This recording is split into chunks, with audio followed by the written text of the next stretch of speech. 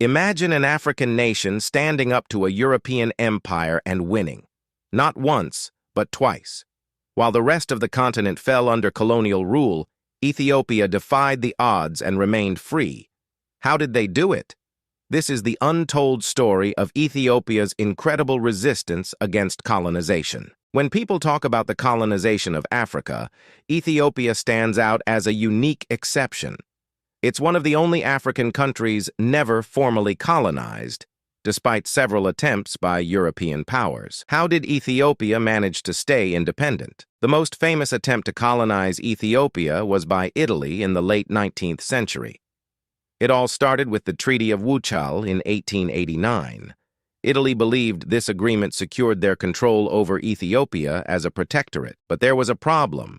The treaty's Amharic version stated something different. While the Italian version implied that Ethiopia was under Italian protection, the Amharic text only suggested a diplomatic alliance. When Emperor Menelik II realized the deception, he rejected the Italian interpretation. Italy, unwilling to accept this, prepared for war. On March 1, 1896, the two armies met at the Battle of Adwa. Menelik II had rallied an enormous Ethiopian force, combining soldiers from various regions with a mix of traditional weapons and modern firearms. The battle was fierce, but Ethiopian forces overwhelmed the Italians, delivering a decisive victory. Nearly half of the Italian troops were either killed or captured. This defeat shocked the world. For the first time, an African nation had decisively beaten a European power in open combat, challenging the prevailing idea of European superiority. Ethiopia's independence was not maintained by military strength alone. Menelik II was a master diplomat. He knew how to play European powers against each other. While Italy sought control, Menelik secured support from France, Britain, and Russia, who were interested in curbing Italian ambitions in the region. Menelik also invested in modernizing Ethiopia. He built infrastructure, brought in telegraph lines, and acquired modern weapons, ensuring his nation was prepared for any future conflict. By playing the political game skillfully, Ethiopia maintained its sovereignty, standing firm as European colonizers carved up the rest of Africa. Despite the victory at Adwa, Italy wasn't done.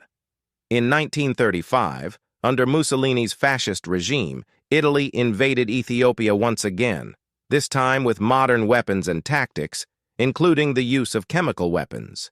The Ethiopian forces, though valiant, struggled against this brutal onslaught.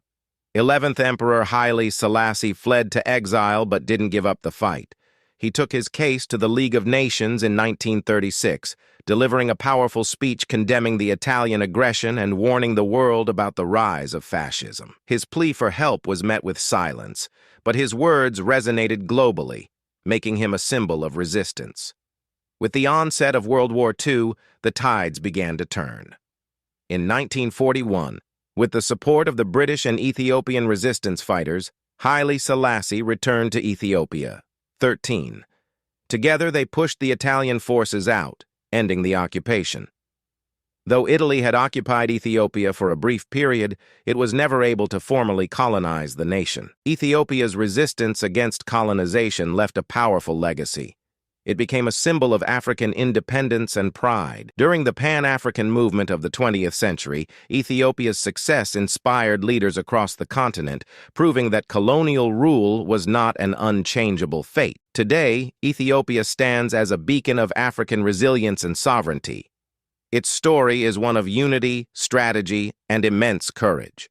For many Africans, Ethiopia is a powerful reminder that resistance and defiance against foreign domination can lead to victory. Ethiopia's unique position as an uncolonized African nation remains a powerful chapter in history. It's a story of a nation that defied the odds, fought for its freedom, and emerged victorious.